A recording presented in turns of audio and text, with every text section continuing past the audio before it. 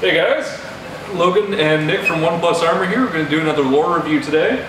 Today we're going to be looking at the lore of vampires. So this is mostly new information for Nick. You mentioned you weren't too familiar with it, so he's just had a look over it. So we'll go through some of the spells here, have a discussion about them. So do we want to go over maybe the lore attribute first? Sure. So the first thing with the lore attribute for lore of vampires is whenever a spell from the lore of vampires is cast, the wizard who cast it, or any other friendly model within 12 inches, instantly recovers a single wound that was lost earlier in the battle. So you can't take anything above starting wounds with it, but if, let's say, your lord miscast earlier and took a wound, he can get it back if anyone within 12 inches of him has cast something. I think, like, again, being somewhat unfamiliar, if I compare that against a lot of the other lore attributes, that's actually quite strong, taken in context with the vampire book. Especially that, your vampires are wizards, and you're throwing, if you do the blender lord thing, you're throwing him in combat, he may take wounds, and I think regaining wounds on him is quite valuable, and especially if you've got a lot of low casting spells, sometimes you can just cast him for this, the simple means of regaining a wound on him. Absolutely. So we'll talk about that with the next spell here, actually, which is the signature spell, Invocation of Nehek. This is an augment spell, which at its base cost is a 6+ casting cost. It's any friendly undead unit within 6 inches. All friendly undead units within 6 inches. And they regain d6 plus the caster level in wounds, rolling separately for each unit. Other troop types get 1 plus the wizard level in wounds as well. So the limitation on this is anything that's vampiric, ethereal, or large target can never get more than 1 wound back from this. You can extend this to 12-inch range on a 12+, or 18-inch range on an 18+. And to go off what you were saying with the lore attribute, where this gets really dirty is if you take like that Black Knight bust that has all the wizards in it, and you have your Terrorgeist within about a foot of it. Every time you cast a spell, he's getting a wound back if he's taken any, or any of your other models in there getting that wound back. Invocation of Nehek gives him a wound back as well. So every time you cast Invocation of Nehek and it hits your Terrorgeist, he can actually get 2 wounds back instead of the limited 1 from the spell. And if any of you have fought a Terrorgeist before, that's the worst possible thing ever. Yeah, because if they're at full strength or full wounds, they're devastating.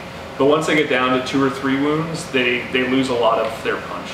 But but with low leadership armies, they can still like Ogre was like even on 2 wounds. You can roll mediocre and still pull off a Mournfanger. Maybe you get a couple wounds. Get a couple wounds on a Mournfang. I think this is a good spell, especially the low casting costs. Helps bolster the ranks a little. It helps keep your characters alive. Now my question is, like, say for example, you do, how many wounds does the Vampire Lord have? 3.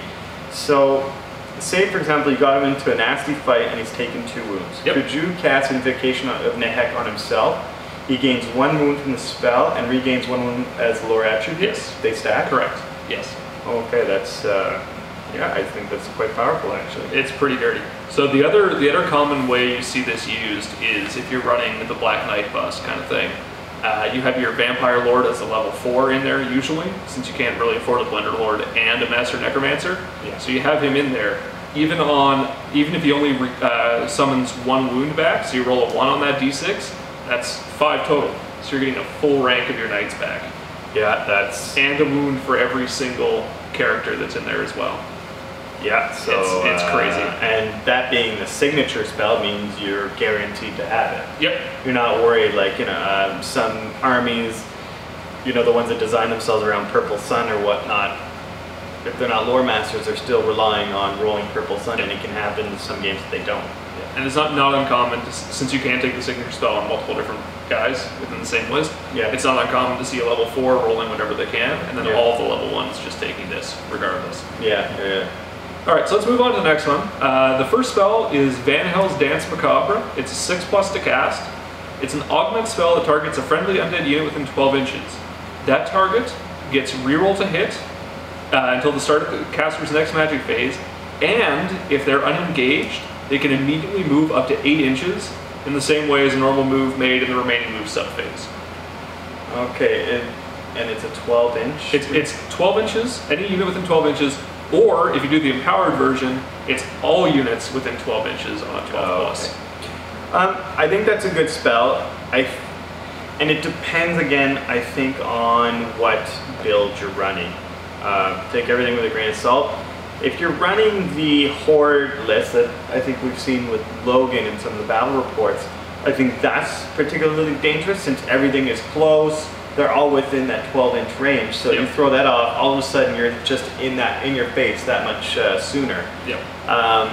Of course, if you run the bus list, I'm just a little concerned that some of your units are outside of that 12-inch range that might make it less less effective. It depends how you use it. So one of the biggest things with this is because it's an 8-inch move for free, if you do have those slower units that can't keep up with your knights, so for example, with your Black Knights, you're marching 14, so you have 8 normal and then -1 for barding. Marching 14 inches, you're going to be about 6 inches ahead of the rest of the stuff that only march 8 inches. Yeah, I guess if you want to bring them up with you. Yeah, and you can propel them, again, further up to protect your flanks. Oh, you know what, that's probably a decent strategy to keep your bus on a flank, and then you can just march up your zombie horde just to tie up whatever. Now, the other place this comes into play is there's a magical item that you can take from this book called, I forgot the name, figure it out later, but it lets you take this as a bounce spell with casting cost of 4+. Ooh, okay, wow. Yep. So that's not too bad. If you do have that one unit that's over on the side and you have a vampire in there usually, you give that to him and you can keep that unit moving pretty reliably. Oh, wow. All right, so I'll let you do the next one here.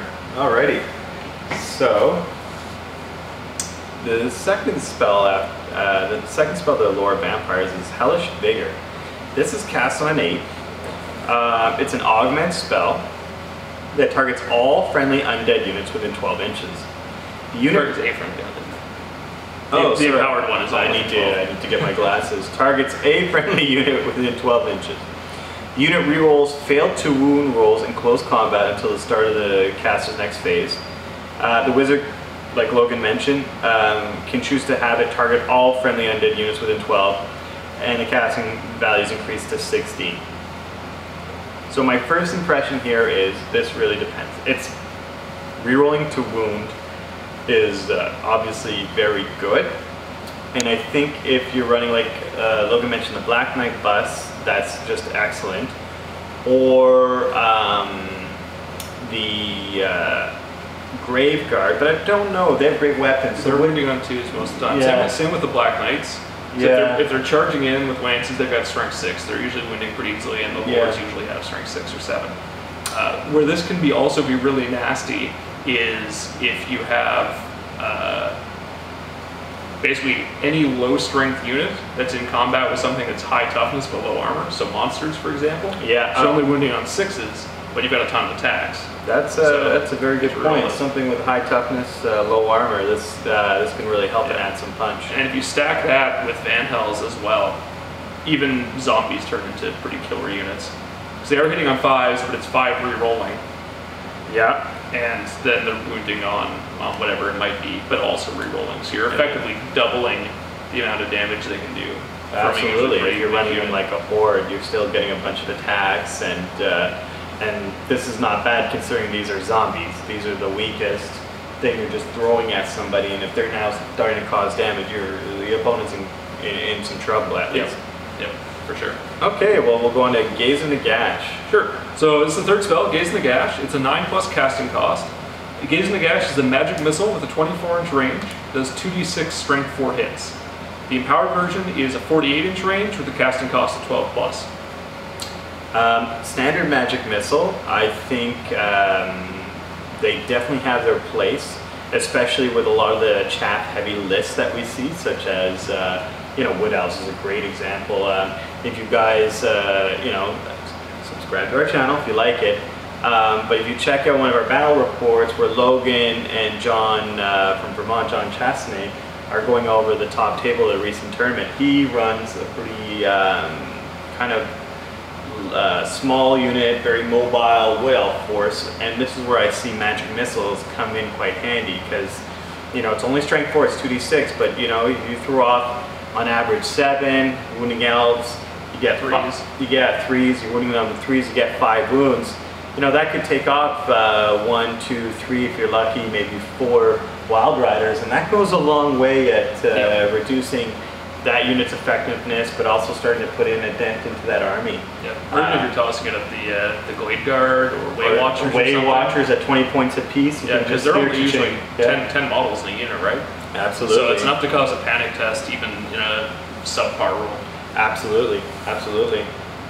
Right. So moving on to the next one, spell number 4 is Raise Dead. It's a 9+ casting cost. This one, if you've watched the new Lore of Undeath video that we've done, is very similar to almost all of the summoning spells there. Yeah. Brings a new unit of zombies into play, or skeletons for the empowered version, which is a 14 casting cost. So it's, you choose any point within 18 inches of your caster.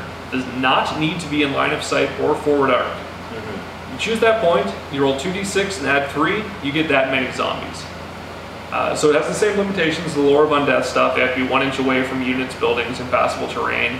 They can be placed facing any direction, but the front rank has to contain at least 5 models. I think one of the important things to consider here that distinguishes this from the Lore of Undeath, so the Lore of Undeath is actually points worth of models, whereas this is a number of models. And also it's you're relying on a dice roll to gain. Yep. So I would say, if we were talking a month ago and the Lore of Undeath didn't exist in our minds, it was a strong spell. But now I think with the Lore of Undeath existing, in terms of its, like comparatively, its summoning, it's a little weaker now. But you know what? Having a unit of zombies all of a sudden appear in front of your charge lanes, that's not good news. Yep. Or your flanker to cause trouble somewhere. It's still a pretty decent little spell there for sure. Yeah. So there's some great stuff you can do with it. Again, this was brought up in the Lore of Undeath video. Is just summoning that unit. Let's say you roll average, you get 10 guys. Is just do 1 rank, it's 10 wide, with the flank facing someone. And all of a sudden, they're only attacking you with 1, depending on base size, either 2 or 3 models tops. Absolutely. From that. So even if they get average to hit and wound rolls on you, you're keeping that unit tied up for an entire turn and potentially redirecting them. Absolutely. And you know what? That's an important distinction from the Lore of Undeath, because in the Lore of Undeath, I remember there's summoning spells specifically state that if you were to create a new unit, that you have to have at least a minimum 5-man rank. Yep.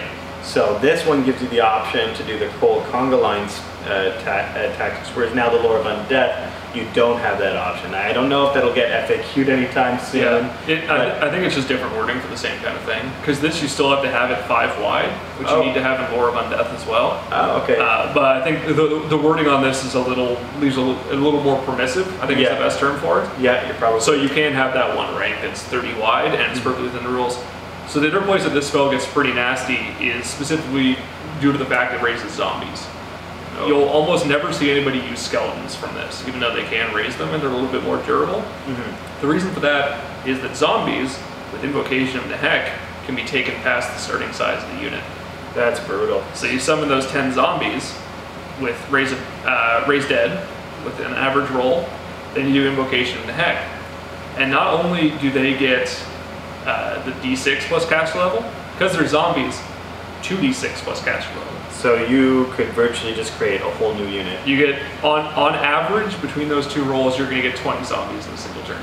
I think that's pretty dangerous, and considering the casting costs are 9, so if you go to level 4, you could roll 3, you can start risking it, but you could roll 3 and maybe 1 or 2 for Invocation of Nehek, so you're only committing between, if you want, 3 to 5 dice for this brand new spank. To get a new tar pit that you can keep pumping out. Yeah, a new tar pit. Yep. That's pretty decent. It's really good. So moving on to the next spell, this is number 5. This is Curse of Years. It's a 12 plus casting cost. It's a remains in play, hex, range of 18 inches. When it's cast, you roll a d6 for every unit, every model in the target unit. On a 6, they suffer a wound. No armor saves allowed. So it's great against high armor. But this is where this gets really nasty. You roll this every single magic phase, not just the controlling player's magic phase. And it keeps getting better. So I cast it, it's wounding on 6s. Opponent's next magic phase, it's wounding on 5s. Mine, 4, 3, to a maximum of 2+. But it does happen at the end of the magic phase. The same idea as Fiery Convocation. Very, very similar in that respect, but a 12+ casting cost. So I think Fiery Convocation, how this compares to Fiery Convocation, well, you're not allowed armor saves with yours, for one. And yours gets more effective. Fiery Convocation against hordes is beautiful. It's a glorious thing to witness 50 out of 100 clan rats get vaporized within one magic phase. Yeah. But the problem is what I've run into with Logan is I Fiery Convocation Graveguard, but once it gets down to the last 2 or 3, you're now relying on 4s. You may not roll 2 4s or 1 4. He might raise a couple more Graveguard. He's got his armor saves, and so then at the end of the game, he might have that one Graveguard left that denies me half the points of that unit. Yeah. Whereas if they were stupid enough to let Curse of Years run its course, you're going to vaporize that unit in maybe 3 turns. Where this can be brutal is if you get a good magic phase, you get this off, and then your opponent rolls really poorly on their magic dice for their next turn. Let's say they get 2 or 3 dice. Yeah. There's still a probability they're not going to be able to dispel it. Absolutely. Or they've got bigger priorities and they're just going to let this roll. So, it's only moving on 5s, and then your turn comes back up, it's on 4s. But 5s you've got to consider. So 6s, you're like, okay, that's 16, 17% of your unit. 5s is 30%. 30% of your unit, and if it's your next turn, half the unit. Yep. But that's, it doesn't seem now that much, but you're going to consider by the time it's half your unit, you only have half that unit left. Yeah. It's incredibly strong. The only complaint I have about it, which is it's really a double-edged sword, is the low casting cost, because it is almost trivial to dispel, and some armies just completely ignore, like Lizardmen. If you have the cube in there, yeah, you just get rid of it. But it's more often than not, if I'm playing against somebody, this is usually what gets scrolled first off before anything else. It's either Van Hells or this, but it depends the order I cast them in. Well, yeah, it's a double-edged sword, but it's also low casting cost for you, so you can just throw it out on 3 dice. Yeah. And now Buddy has to decide, do I risk not dispelling it? Or, because, 6 is the first time, is not so bad, but even so, if you have a unit of 50 or 60 guys, that's 8, 9, 10 guys still. Yeah, the no armor saves is huge. Yeah, that's very significant. Excuse me. So continuing on the theme of no armor saves, let's move on to the last spell if you want to go through that one. All right, the last spell, the Lore of Vampires. Number 6, Wind of Death, cast on a 15+. It's a remains in play. It's a magical vortex that uses a small round template. Once the template's placed, the player then nominates the direction of the Wind of Death that where it will move. So similar to Purple Sun. Same idea, yeah, magical vortex. Okay.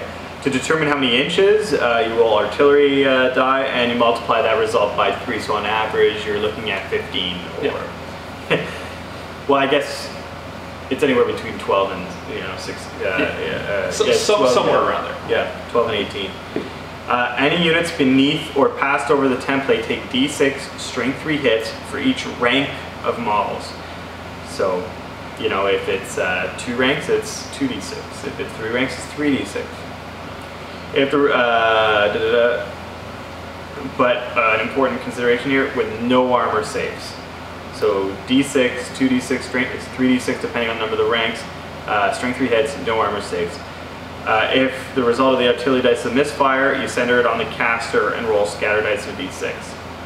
The template then moves a number of inches equal to the roll on the d6 in the direction indicated by the scatter dice. So if the hit is rolled, use a little arrow, so it doesn't actually just stay centered.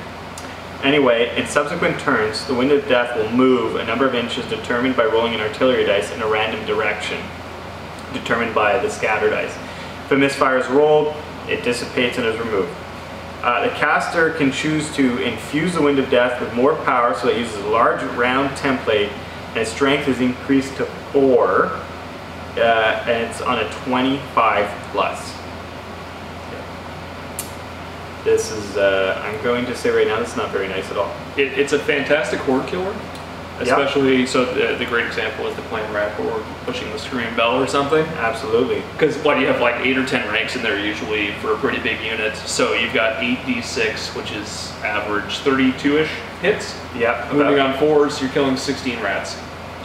Yeah, that's not which is not a tremendous amount, but it's still pretty big. But if you do it strength 4, you're then killing 60% of the unit. I can see this. So the Hordes is good, but I can see this high armor save. Yep. Because like Chaos Knights, if you run it down the, or no, yeah, it's the D6 times. It's per rank. It's per rank. So I'm thinking Purple Sun, but still, on average, you can get 3, 4, and then 2 to 3, maybe, or 3, 4, and then maybe 1 or 2. If you still kill, you can get a panic test out of it. Yeah, sometimes. you can still kill two knights out of that. That's not too bad. No, it's a good spell for sure. Yeah, it's great. I don't think I've ever seen anybody bother with the 25 casting cost version of it. That may just be limited exposure I've had to it, but the fact that it's not like Purple Sun where it's going to cover more models and do more damage, it's just range. Yeah, so unless you have it's kind of bizarre that that's actually there. Yeah, unless you have the kind of situation where you're going to hit 2 units with it, it's not really worth it, because for 25 casting cost, realistically you have to 6 dice it, right? Yeah, oh yeah, you have to 6 dice that, definitely. Yeah. Yeah, I think, the only situation would be is you're sending it down a lane where the large template would run the risk of hitting 2 units versus the small could only get 1. Other than that, there's really not too many situations coming to my mind where that would apply, especially since the template itself doesn't really matter how many models it covers. It's just whether if it touches the unit, then they get this D6 times rank number of hits. Exactly. Okay, guys. Well, guys and gals, that's the lore of vampires. Of course, we've decided to look over the lore of vampires today with the End of Times campaign. There's a lot of talk, the lore on death and the Undead Legions list, and there's going to be a lot of talk about vampires and Tomb Kings. So we thought we'd start going over these lores. And it's also quite good because I know the books aren't cheap, so it's tough. It's not always easy to own all of them and be informed about all the different spell types. So if you're going to play against somebody, lore reviews are kind of nice to have actually some familiarity with what they're going to be throwing at you versus being completely blind, especially in a tournament situation. I do want to mention, I'm going to let Logan talk, I know I'm kind of monopolizing. I do want to mention, if you're interested in lore reviews, we're going to be posting more, but we'll also suggest that you refer to the Canhammer podcast. I know Chris and the guys at Canhammer, the Canhammer podcast, do a lot of terrific lore reviews. They go in actually in quite detail, and those guys are very experienced tournament players and can give you a lot of good insight into the different lores and what uses they are, what builds they'll work with, and they also do a lot of tournament coverage and book reviews and whatnot. So Google Canhammer podcast, or I think it's canhammer.com. Yeah. Logan, you want to mention anything? Or? I think you covered most of it. Lore of Vampires is really strong. Usually if you're playing against a Vampire Counts player, 9 times out of 10 they're probably going to run exclusively Lore of Vampires, which you also have to have on your general, I should note. Okay. But 9 times out of 10 they're going to be running exclusively that. If it's something else, it's going to be Lore of Death, and it's going to be a situation where you've got a second wizard in the same unit as your general. So for the leadership snipe spells and stuff, you can use the general's leadership for it because of Inspiring Presence. Oh, I would just say if you're running vampires, you need to have that lore in your list somewhere. Yeah, if your level 4 isn't taking Lore of Vampires, you're losing.